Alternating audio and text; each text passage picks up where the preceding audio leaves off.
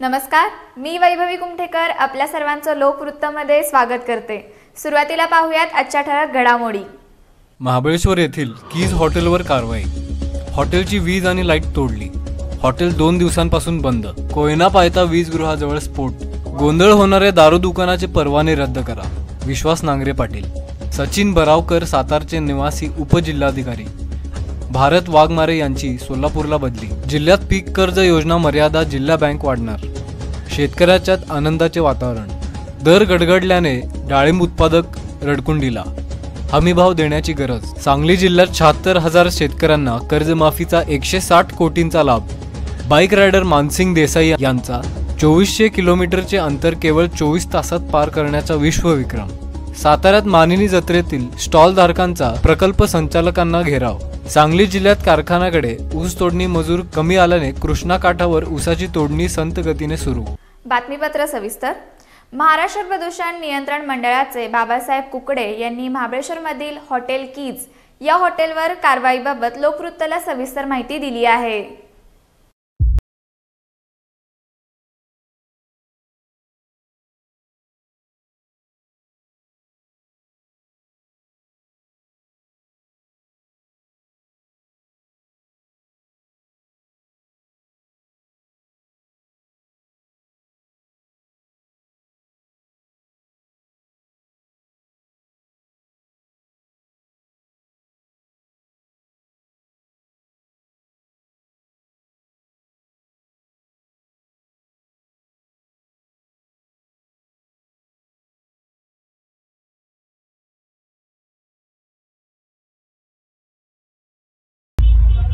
महाबळेश्वर कुठली कीज हॉटेलवरती आपण कारवाई केलेली आहे ना? हा हा हा हा जरा सांगता का माहिती नेमकी काय झालंय ते? डिस्कनेक्शन केलं तिथे इलेक्ट्रिसिटी आणि वॉटर सप्लाय। MSCB आणि वॉटर सप्लाय का? हो, वॉटर सप्लाय। बरं, ते काय कारण आहे नेमकं? ते आमचे जे कन्सेंट आहे ना, जे आपण लायसन्स देतो आमचं पोल्युशन कंट्रोल बोर्डचं, बर, यामध्ये ते व्हायोलेशन झालं म्हणून त्यांना ते क्लोजर दिलेले। नेमकं व्हायोलेशन म्हणजे काय केलं त्यांनी? व्हायोलेशन म्हणजे त्यांना जे कन्सेंट मध्ये जे काही टोटल रूम्स आहेत, बर, त्याच्याऐवजी तिथं एक्झिस्टिंग मध्ये जास्त रूम्स आहेत, त्याची काय परमिशन नाही घेतलेली। बर, म्हणजे जे ड्रेनेजचा आउटलेट आहे वगैरे त्याच्यातला विषय आहे का हा सगळा? नाही, ड्रेनेजचा आउटलेटचा ते पण आहे, बर, पण रूमचं जे आहे ना, ते रूमची संख्या जास्त आहे त्याच्यावर, म्हणजे तुम्ही लायसन घेतलं नाही वाढीव रूमचं। मग माझ्या माहितीप्रमाणे कीज मधल्या काहीतरी 50 रूम ज्या आहेत त्या अनलायसन्स्ड रूम्स आहेत, असं काय आहे का? नाही नाही नाही, 59 रूम त्यांच्या आहेत टोटल, त्याचं त्यांनी लायसन घेतलेलं आहे। बर, पण वाढीव त्यांचे टोटल काहीतरी 80 रूम्स आहेत। अच्छा, म्हणजे 59चं लायसन्स आणि उरलेलं रूमचं लायसन्स।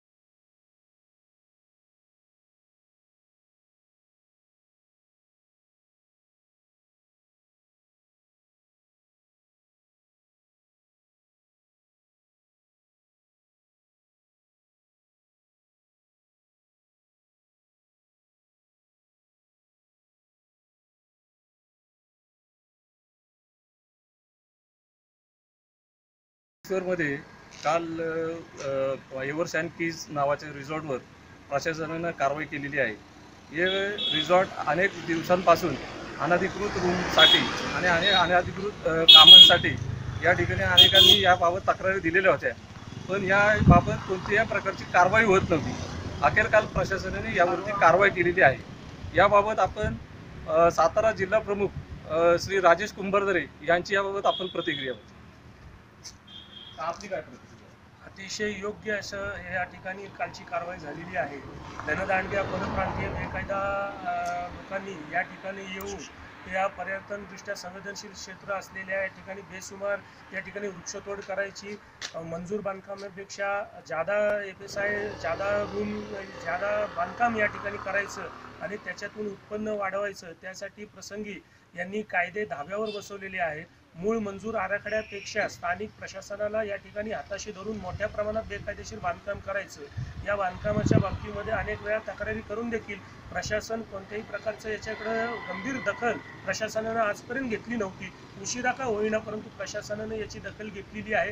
ही महाबळेश्वरच्या भविष्यासाठी अतिशय महत्त्वाची अशी बाब आहे. कारण हे जर अशाच या धनदांडग्या परप्रांतीयांच्या अवैध बांधकामं, बेकायदा वृक्षतोडीमुळं हे पर्यटन स्थळ भविष्यामध्ये नामशेष होईल की काय अशी परिस्थिती निर्माण झालेली आहे. आणि स्थानिक प्रशासन असो व वरिष्ठ प्रशासन असो हे प्रश्न गांभीर्यानं घेत नव्हते, परंतु या प्रश्नाकडे आता या गांभीर्याने घेतल्यामुळं हे निश्चित या ठिकाणचं पर्यटन स्थळ वाचेल. आणि अशा प्रकारच्या अनेक ज्या लोकांनी या ठिकाणी बेकायदेशीर बांधकामं केलेली आहेत, हे धनदांडग्यांची बेकायदा बांधकामं आहेत, याच्यामुळं या ठिकाणचा पर्यटन आणि पर्यावरण हे दोन्ही धोक्यात आलेलं आहे. त्यामुळे यांच्यावर कारवाई करणं गरजेचं आहे. आज देखील आम्ही अशी मागणी करू की मंजूर आराखड्यापेक्षा ज्या लोकांनी या ठिकाणी अवैध बांधकाम केलेलं आहे ते बांधकामाचं निर्मूलन होणं, उच्चाटन होणं देखील गरजेचं आहे. जुजबी कारवाई होऊन थांबणार नाही, कारण जर या बांधकामाचं उच्चाटन झालं तर इतर करणाऱ्यांना त्याचा धाक बसेल आणि नव्यानं अशी बेकायदा बांधकामं या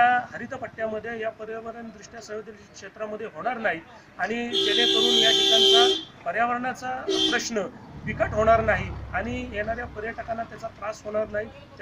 त्याची काळजी या प्रशासनानं घेणं गरजेचं आहे. आज खरोखर ही केलेली कारवाई निश्चित आनंदमय आणि सुखावह आहे, कारण ही महाबळेश्वरच्या भवितव्यासाठी आहे. हा हरित ठेवा जपण्यासाठी केवळ स्थानिक तक्रारी करत होत्या, परंतु या तक्रारींना केराची टोपली दाखवणाऱ्या प्रशासनानं कुठंतरी आज डोळे उघडलेले आहेत. त्यामुळं एक चांगलं वातावरण निर्माण झालेलं आहे. पण अशीच कारवाई इतर जे अनधिकृत कामं केलेली आहेत या व्यावसायिकांवर होणं देखील गरजेचं आहे, अशी मागणी आपल्या वतीनं आम्ही शासनाकडे करीत आहोत. जी बेकायदेशीर बांधकाम झाले आहेत, आज हॉटेल असू दे, FPG क्लब असू दे, ब्रह्मा आणि मेरे असू दे, अशा ठिकाणी FSI पुरता न वापरता त्याचा वाढीव क्षेत्र करून ते वन क्षेत्रामध्ये घुसले आहेत व मोठ्या प्रमाणात वृक्षतोड केलेले आहे. तरी आमच्या प्रशासनाला विनंती आहे की त्याची सुद्धा चौकशी करून त्याची पुन्हा जेवढी कायदेशीर आहे तेवढी ठेवून बाकी सर्व बेकायदेशीर बांधकाम पाठवा हे मी प्रशासनास विनंती करतो. इतका मोठा प्रश्न निर्माण झाला या कीज हॉटेलचा. या कीज हॉटेलचं ड्रेनेज लाईनचं बऱ्याच वेळा तक्रार केल्या, नगरपालिकेमध्ये गेलो, ती लाईन आहे ती ओपन ड्रेनेज सोडलेलं आहे खाली, याच्यामध्ये ते सुद्धा त्यांनी दुरुस्त करावं, जेणेकरून महाबळेश्वरच्या जेवढे हॉटेल्सवाल्यांनी जे ड्रेनेज लाईन सोडली त्याचं पूर्ण कार्यवाही त्यांनी केलेले कार्यक्रम केलेला तो सुद्धा चांगल्या पद्धतीने केला पाहिजे. आणि ज्यांनी ओपनमध्ये सोडले त्यांच्यावरती कायदेशीर कारवाई झाली पाहिजे. आणि ज्या बेकायदेशीर बांधकाम आहेत त्या बांधकामं जे आहेत जे कायदेशीर ती ठेवली पाहिजे, बेकायदेशीर ती पाडण्यात यावी ताबडतोब अशी शासनाला विनंती करतो आम्ही. कोयना धरण पायथा वीजगृहाजवळ स्विच यार्ड जवळ विद्युत दाब वाढल्याने अचानक स्फोट झाला. यामुळे कोयना परिसरात काही काळ भीतीचे वातावरण होते. याबाबत मिळालेली माहिती अशी: कोयना धरण पायथा वीज निर्मिती प्रकल्पाजवळ उजव्या 40 मेगावॉट क्षमतेच्या बाहेरच्या बाजूला असणाऱ्या 220 kV स्विच यार्ड आहे. या वॉर्डजवळ अचानक स्फोट झाला. यात त्या ठिकाणचे काही विद्युत संच जळाले. यामुळे वनकुसवडे, सातारा, पोफळी आदी ठिकाणी बराच काळ अंधार झाला. या स्फोटात कोणीही जखमी झाले नाही. हा स्फोट स्थानिक कर्मचाऱ्यांच्या दुर्लक्षपणामुळे झाल्याचा स्थानिकांमधून आरोप होत असून त्यांच्या चौकशीची मागणी केली गेली आहे. मद्यपींवर कायदेशीर कारवाई करा. गोंधळ होणारे दारू दुकानाचे परवाने 1 महिन्यांसाठी रद्द करा. तसेच रात्रीच्या वेळी अडवून पैसे घेणाऱ्या रिक्षा चालकांवर कडक कारवाई करा, असे आदेश कोल्हापूर परिक्षेत्राचे विशेष पोलीस महानिरीक्षक विश्वास नांगरे पाटील यांनी दिले आहेत. साताऱ्यातील वाहतूक कोंडी, अतिक्रमणे, गल्लीबोळात होणारे वाढदिवस, अजिंक्यतारा परिसरात फिरणारी प्रेमीयुगले, कॉलेज परिसरातील रोमिओगिरीचा प्रश्न गंभीर आहे. हे सर्व प्रश्न टप्प्याटप्प्याने निकालात काढले जातील, अशी ग्वाही कोल्हापूर परिक्षेत्राचे विशेष पोलीस महानिरीक्षक विश्वास नांगरे पाटील यांनी दिली. सातारा जिल्हा पोलीस दलाच्या वार्षिक तपासणीसाठी दौऱ्यावर आलेल्या नांगरे पाटील यांनी पोलीस उपविभागीय कार्यालय व शाहूपुरी पोलीस स्टेशनच्या कामकाजाचा आढावा घेतला. त्यानंतर सायंकाळी त्यांनी शहर आणि ग्रामीण भागातील नागरिकांशी शिवतेज हॉलवर संवाद साधला। यावेळी उपस्थित नागरिक, युवक युवतींनी शाहूनगरमध्ये पोलीस गस्त वाढवावी, अजूनही चौकात वाढदिवस साजरे करण्याचे प्रमाण कायम आहे। चौकात सायंकाळनंतर दुचाकी चारचाकी लावून युवक हुल्लडबाजी करत असून त्यामुळे वाहतुकीची कोंडी होते। दिवसा अजिंक्यतारा, चार भिंती, आमराई परिसरात प्रेमी उगलांची संख्या वाढू लागली आहे, अशा तक्रारी मांडल्या। दरम्यान विश्वास नांगरे पाटील यांनी पोलीस अधिकाऱ्यांच्या कारवाई व पोलिसांचे अधिकार यावरून शाळा घेतली, कारण विविध कारवाईबाबतचे त्यांनी स्वतः पोलिसांना अलर्ट पाठवूनही कारवाई झाली नसल्याची धक्कादायक बाबही यावेळी समोर आली। सातारचे निवासी जिल्हाधिकारी म्हणून सचिन बारवकर यांची नियुक्ती केल्याचा अध्यादेश महसूल व वन विभागाकडून काढण्यात आला आहे। दरम्यान तत्कालीन निवासी जिल्हाधिकारी भारत वाघमारे यांची बदली सोलापूर येथे भूसंपादन क्रमांक 3 येथे उपजिल्हाधिकारी म्हणून झाली आहे। महाराष्ट्र शासनाच्या महसूल व वन विभागाने उपजिल्हाधिकारी संवर्गातील अधिकाऱ्यांना बदलीने पदस्थापना देण्यात आली। त्यानुसार 10 अधिकाऱ्यांच्या बदल्या करण्यात आल्या आहेत। सातारचे निवासी उपजिल्हाधिकारी म्हणून रुजू होणारे सचिन बारावकर हे उस्मानाबाद जिल्हाधिकारी कार्यालयात उपजिल्हाधिकारी म्हणून कार्यरत आहेत। दरम्यान भारत वाघमारे हे गेल्या काही दिवसांपासून रजेवर आहेत। त्यांचा पदभार महसूल जिल्हाधिकारी अविनाश शिंदे यांच्याकडे सोपवण्यात आला आहे। दिवसेंदिवस वाढत असलेले खतांचे दर, मजुरी आणि महागाईच्या तुलनेत सांगली जिल्हा बँकेकडून 2018 पासून पीक कर्जामध्ये 10% वाढ होण्याची शक्यता आहे। हे पीक कर्ज वाढ होत असल्याने शेतकऱ्यांच्यात आनंदाचे वातावरण निर्माण झाले आहे। जिल्हा मध्यवर्ती बँकेकडून 763 विकास सेवा संस्थांच्या माध्यमातून जिल्ह्यात सर्वाधिक पीक कर्ज वाटप करत असते। राज्य शासनाच्या नियमानुसार शेतकऱ्यांना व्याजदर सवलतीचे फायदेही मिळतात। जिल्हा बँक पीक कर्ज देताना महागाई, पिकाला मिळणारा दर आणि एकेरी उतार्याचा विचार करूनच पीक कर्जाला मंजुरी देत असते।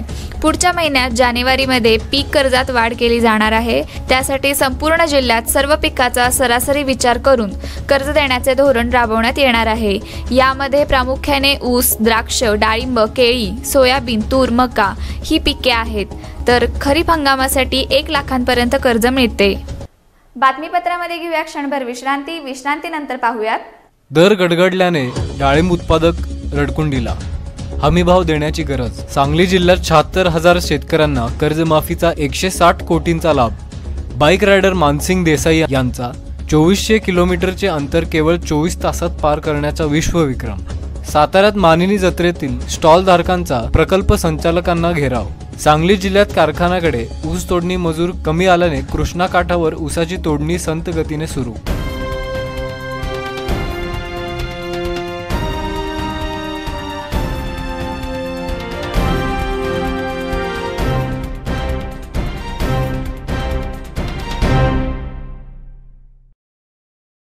विश्रांतीनंतर पुन्हा एकदा स्वागत। पाहूयात पुढील घडामोडी। डाळिंब फळबाग लागवडीतून आर्थिक स्थैर्य मिळवण्याच्या प्रयत्नात असलेल्या शेतकऱ्यांना शासनाचे चुकीचे धोरण व नैसर्गिक आपत्तीमुळे वर्षानुवर्षे अपयश येत आहे। या प्रकारामुळे फळबाग लागवडधारक शेतकरी मेटाकुटीला आले आहेत। डाळिंब लागवडीपासून ते बहार धरून फळतोडीपर्यंत लहान मुलांप्रमाणे बागेची संगोपन केली जाते। लाखो रुपये खर्च करून कधी विविध रोगांमुळे तर कधी दर गडगडल्याने फळे बांधावर अशीच फेकून द्यावी लागतात। त्यामुळे बहुतांश फळबाग लागवडधारकांनी डाळिंब काढून पेरू, आंबा, सीताफळाकडे लक्ष दिल्याचे दिसून येते। मात्र अनेक ठिकाणी अजूनही डाळिंब लागवड केली जात आहे। डाळिंब बागायतदारांना दलालांमार्फत लुबाडण्याचे प्रकारही समोर येऊ लागले आहेत। राज्य शासनाने बाजार समित्यांमधील दलाली संपवल्याचा कितीही दावा केला असला तरी शेतकऱ्यांच्या कष्टाच्या कमाईवर हात मारण्याचे प्रकार सर्रास सुरू आहेत। एका रात्रीत कोट्याधीश करणारे पीक म्हणून डाळिंबाच्या क्षेत्रात झपाट्याने वाढ होऊ लागली होती। मात्र कष्टाने पिकवलेली फळं अक्षरशः दलालांच्या घशात घालावे लागत आहे। शेतकरी नशीब, जिद्द, चिकाटी व आत्मविश्वासाच्या जोरावर चांगला माल आणेलही, मात्र शासनाच्या चुकीच्या धोरणामुळे मालाला हमीभाव मिळत नाही। तो माल कवडी मोलाने विकावा लागत असल्याने शेतकरी अधिकच आर्थिक कचाट्यात सापडत आहे। त्यामुळे डाळिंबाला हमीभाव देऊन शेतकऱ्यांची आर्थिक मान उंचावण्यासाठी प्रयत्न होणे गरजेचे आहे। माझं नाव संतोष धनाजी ननावरे, मुक्काम पोस्ट सर्कलवाडी या गावचा मी रहिवासी असून मी 2 एकर डाळिंब लागण केली होती। 2 वर्षापूर्वी डाळिंब लावलं आणि डाळिंबाला ज्यावेळेस माल वगैरे आला त्यावेळेस तेल्या रोग हा जो आमच्या इथं क्षेत्रात जी वाढला त्याच्यामुळं शेतकरी आम्ही अडचणीत आलो. आम्ही 2 एकरातलं डाळिंब आम्ही जवळजवळ 1.5-2 एकर डाळिंब काढून टाकले. व ही शेतकऱ्याचं जे वातावरणानं आहे ना त्यांना जे बिघाडत प्रॉब्लेम येतात तर ते अडचणीत आलेले आहेत शेतकरी इथले.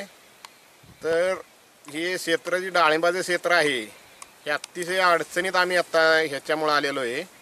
आमच्यावरती कर्ज वगैरे एवढं झालेलं आहे की ह्या डाळिंबाच्या पिकासाठी आम्ही सोसायटीकडून कर्ज घेऊन जे आम्ही हे डाळिंब क्षेत्र निवडलं व 2 एकरात आम्ही जे डाळिंब लावलं त्याच्यापासून आम्हाला 3 ते 4 लाख रुपये आमचं कर्ज झालं सोसायटीचं. व त्यातून आमचा उदरनिर्वाह काहीच झालेला नाही. आणि जे आता थोडंफार राहिलेलं आहे त्याच्यावर पण तो रोग आलेला आहे. तुमची साधारणतः किती एकर क्षेत्रामध्ये तुमची लागण होती आतापर्यंत? 2 एकर. किती टोटल खर्च आला आतापर्यंत? टोटल खर्च 3.5 ते 4 लाख रुपये आला. तसं शासनाने पंचनामा वगैरे केला का तुमच्या? शासनाने कुठलाही दखल अंदाजी घेतलेली नाही आमच्याबद्दल. सरकारच्या छत्रपती शिवाजी महाराज शेतकरी सन्मान योजनेअंतर्गत कर्जमाफी व प्रोत्साहन अनुदानासाठी पात्र ठरलेल्या जिल्ह्यातील 76,000 शेतकऱ्यांना 160 कोटी 80 लाखाची कर्जमाफी आणि अनुदान मिळाले आहे. तसेच कर्जमाफीच्या 4थ्या यादीमध्ये दोष आढळल्याने ती पुन्हा शासनाकडे परत पाठवली आहे. सांगली जिल्ह्यात 22,226 शेतकऱ्यांना 79 कोटी 96 लाखाची मदत मिळाली आहे. यामध्ये 53,675 शेतकऱ्यांना 80 कोटी 73 लाख रुपयांच्या अनुदानाचा सहभाग आहे. एकूण 76,000 शेतकऱ्यांना जिल्हा बँकेकडून लाभ अद्याप मिळाला आहे. कर्जमाफी आणि प्रोत्साहन अनुदानासाठी जिल्ह्यातील पात्र शेतकऱ्यांच्या 4 याद्या जाहीर झाल्या आहेत.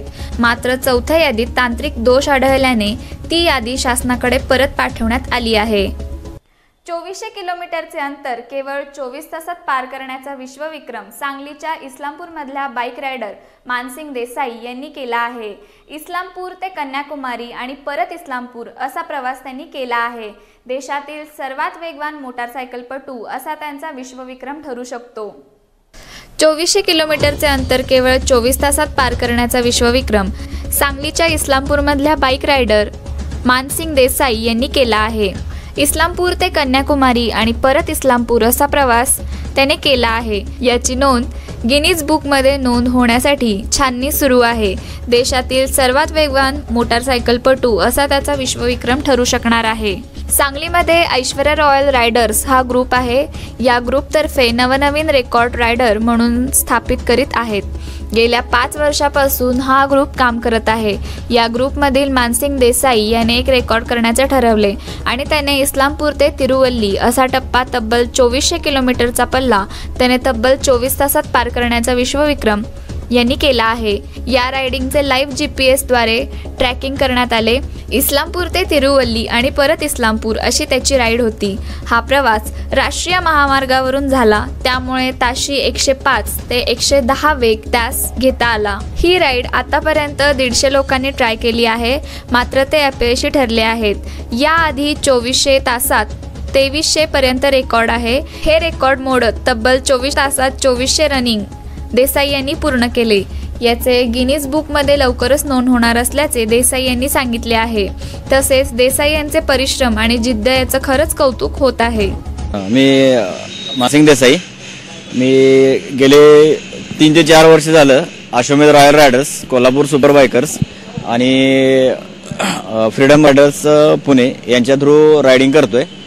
ज्याला मी गाडी राईड करत असताना एका दिवसात गाडी किती चालू शकते याचा विचार केला की त्याला बाकीचे रेकॉर्ड्स बघितले की या संदर्भात किती रेकॉर्ड्स आहेत, काय आहेत. तर त्याला मला असं समजलं की 24 तासात 24 साठी बऱ्याच लोकांनी ट्राय केलेले आहेत, तर अजूनपर्यंत कोणाला सक्सेस झालेलं नाही आहे. तर यासाठी मी काय प्रयत्न करावे लागतील हे ग्रुपच्या माध्यमातून जस्ट आम्ही डिस्कस केला की काय त्यासाठी कुठली बाईक आवश्यक आहे, काय आहे. याचा सर्व विचार करून आपण कुठल्या रोडला जाणार आहोत, आपल्याला किती वेळ बसावं लागेल गाडीवर, या अनुषंगाने आम्ही विचार केल्यानंतर ही बाईक जी ट्रायमची टायगर आहे ती आम्हाला थोडीशी योग्य वाटली. आणि याच्यातून आम्ही आमच्या ग्रुपचे जे मेंबर्स आहेत, ग्रुपचे फाउंडर मेंबर्स आहेत, आमच्या सचिन कुंभारे साहेब, शैलेंद्र करांडे साहेब असतील, शिरीष कुलकर्णी असतील, कोल्हापूरचे जयदीप पवार सर आहेत, त्यानंतर अशोक देसाई जाधव वगैरे आहेत. तर यांच्या माध्यमातून आम्ही हा अटेम्प्ट करायचा ठरवलं. तर यासाठी पहिल्यांदा माहिती घेतली आम्ही. तर याचं पहिलं जे रेकॉर्ड आहे ते 24 तासात 2308 किलोमीटरचं आहे. तर आम्हाला एक असं करायचं होतं की 24 तास 2400 किलोमीटर, जे आजपर्यंत इंडियामध्ये आणि वर्ल्डमध्ये पण कोणी केलेलं नाही आहे. तर यासाठी आम्ही स्वतःला एक 2600 टार्गेट ठेवलं होतं. हा अटेम्प्ट केल्यानंतर दुसऱ्यांदा आम्ही अटेम्प्ट केला 24 तासात 2400 किलोमीटर, 2600 टार्गेट मी ठेवलं होतं. तो अटेम्प्ट रात्री आम्ही चालू केला, ज्यावेळेला जस्ट दिवस चालू होतो. राईड पूर्ण केली. या राईड पूर्ण झाल्यानंतर याचं जे सर्टिफिकेशन आहे हे best of India records, Limca book of records आणि इंडिया बुक ऑफ रेकॉर्ड्स या ठिकाणी होतं. यासाठी पेट्रोल बिल्स, फोटोग्राफ्स, बाकीचे व्हिडिओ क्लिप्स आणि गव्हर्नमेंट जे एक अधिकारी लागतात त्यांच्या अंडर हे रेकॉर्ड स्टार्ट आणि एंड व्हावं लागतं.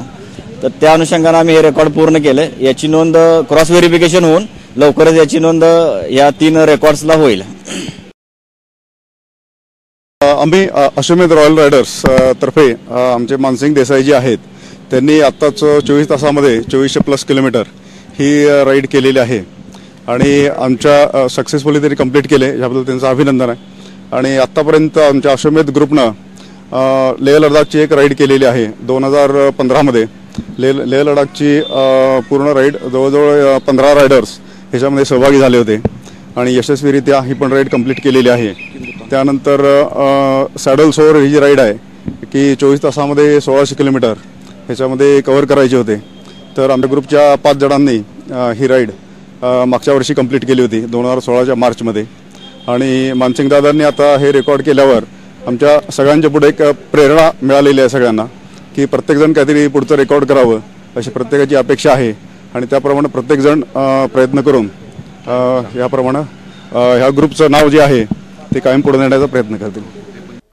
सातारा जिल्ह्यातील महिला बचत गटाच्या महिलांना बाजारपेठ उपलब्ध करून देण्यासाठी सातारा शहरातील जिल्हा परिषद मैदानावर राज्य सरकार व सातारा जिल्हा परिषद ग्रामीण विकास यंत्रणा यांनी मानिनी जत्रेचे आयोजन केले आहे. यावेळी स्टॉल वाटप करताना वशिलेबाजी झाल्याचा आरोप करण्यात आला. तसेच स्टॉल धारकांनी प्रकल्प संचालक व इतर कर्मचाऱ्यांना घेराव घातला होता. सातारा जिल्ह्यातील महिला बचत गटाच्या वस्तूची विक्री व प्रदर्शन आणि राजमाता जिजाऊ स्वावलंबन पुरस्कार योजना 2017-18 निमित्त जत्रा भरवली जाणार आहे. यासाठी ग्रामीण भागातील महिला बचत गटाच्या कार्यकर्त्या आल्या होत्या. त्यांच्याऐवजी वशिलेबाजी व व्यापारी दृष्टिकोन ठेवून आलेल्या काही लोकांना स्टॉल वाटप करण्यात आले. काही एजंट हे अधिकारी वर्गावर दबाव आणून आपल्या मर्जीतील बचत गटाशी संबंध नसणाऱ्या व्यक्तींना स्टॉल मिळवून देण्यासाठी आले होते. त्यामुळे ग्रामीण भागातील महिला संतप्त झालेल्या होत्या. यामुळे अधिकारी वर्गाला त्यांची समजूत काढताना थंडीतही घाम फुटला होता. बचत गटाच्या माध्यमातून महिलांना संधी उपलब्ध करून देण्यासाठी ही जत्रा उपयुक्त ठरेल, पण ज्यांचा वशिला मोठा त्यांना स्टॉल व इतरांना कनिष्क समाजात येत आहेत, अशी टीका अनेक महिला बचत गटाच्या पदाधिकारी करत आहेत. रात्री उशिरापर्यंत स्टॉल वाटपाचा घोळ मिटला नाही. दरम्यान याबाबत अधिकारी वर्गाने प्रसारमाध्यमांशी संवाद टाळण्यात धन्यता मानली. त्यामुळे त्यांची भूमिका समजू शकली नाही. सांगली जिल्ह्यात यंदा सर्वच कारखान्यांकडे ऊस तोडणी मजूर कमी असल्याने कृष्णा काठावर ऊसाची तोडणी संथ गतीने सुरू आहे. त्यामुळे यंदाचा हंगाम लवकर संपेल असे वाटणारा हंगाम आता लांबणीवर पडण्याची चिन्हे आहेत. मात्र याचा फटका शेतकऱ्यांना बसणार आहे. सांगली जिल्ह्यात दरवर्षी बीड, अहमदनगर, सोलापूर आणि जत भागातून मजूर ऊस तोडणीच्या कामासाठी येत असतात. तोडणी कामगारांच्या जोडप्यास सुमारे 1 लाख रुपये उचल दिली जाते आणि गाळप संपताच हिशेब करून देणे घेणे व्यवहार केला जातो. यंदा दुष्काळी पट्ट्यात पाऊस काळ चांगला झाला असला असे धान्य पिकले आहे. त्यामुळे मजूर ऊस तोडणीसाठी फिरकले नाहीत. जिल्ह्यात साखर कारखान्याकडे 25% अधिक तोडणी यंत्रणा यंदा आल्या नाहीत. तसेच काही तोडणीवाल्यांनी पैसे घेऊन सुद्धा तोडणीसाठी आले नाहीत. पुन्हा एकदा पाहूया त्याच्या ठळक घडामोडी. महाबळेश्वर येथील कीज हॉटेलवर कारवाई. हॉटेलची वीज आणि लाईट तोडली. हॉटेल 2 दिवसांपासून बंद. कोयना पायथा वीजगृहाजवळ स्फोट. गोंधळ होणाऱ्या दारू दुकानाचे परवाने रद्द करा. विश्वास नांगरे पाटील. सचिन बरावकर सातारचे निवासी उपजिल्हाधिकारी. भारत वाघमारे यांची सोलापूरला बदली. जिल्ह्यात पीक कर्ज योजना मर्यादा जिल्हा बँक वाढणार. शेतकऱ्याच्यात आनंदाचे वातावरण. दर गडगडल्याने डाळिंब उत्पादक रडकुंडीला. हमीभाव देण्याची गरज. सांगली जिल्ह्यात 76,000 शेतकऱ्यांना कर्जमाफीचा 160 कोटींचा लाभ. बाईक रायडर मानसिंग देसाई यांचा 2400 किलोमीटरचे अंतर केवळ 24 तासात पार करण्याचा विश्वविक्रम. साताऱ्यात मानिनी जत्रेतील स्टॉल धारकांचा प्रकल्प संचालकांना घेराव. सांगली जिल्ह्यात कारखान्याकडे ऊस तोडणी मजूर कमी आल्याने कृष्णा काठावर ऊसाची तोडणी संत गतीने सुरू. हे होते आजचे लोकवृत्त. उद्या पुन्हा भेटूयात पुढील बातमीपत्रासह. तोपर्यंत नमस्कार.